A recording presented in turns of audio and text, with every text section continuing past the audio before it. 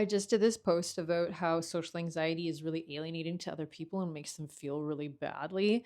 And at the end, I briefly discussed how recognizing that is the cure for social anxiety.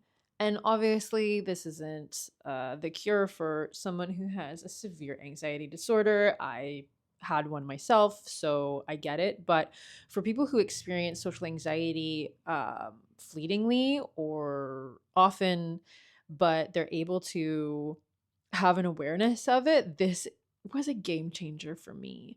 So, like I said, I suffer from a generalized anxiety disorder, and now anxiety is still something that comes up when I'm in stressful situations. And the moment that I realized that this kind of forced connection with other people and being aware of how social anxiety affects other people was this incredible cure all for social anxiety was me going to Thailand. And I had extensively traveled through Southeast Asia previously when I was a lot younger. And I went back to Southeast Asia and I went straight back into this kind of backpacker mode because that is what I did last time. And I was staying in backpackers in like dorm rooms and stuff. And it just did not jive with me anymore. I was no longer a backpacker. But I hadn't clicked in.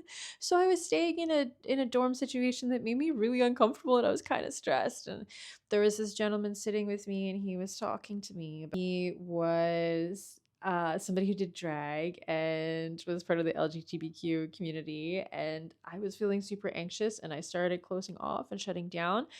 And because of the need in that situation and understanding, that that person is probably a little bit more sensitive to that kind of vibe of like pulling away. It really forced me to drop into the moment and really connect with this person and like heart to heart, soul to soul, like listen to their story and just kind of like forget myself.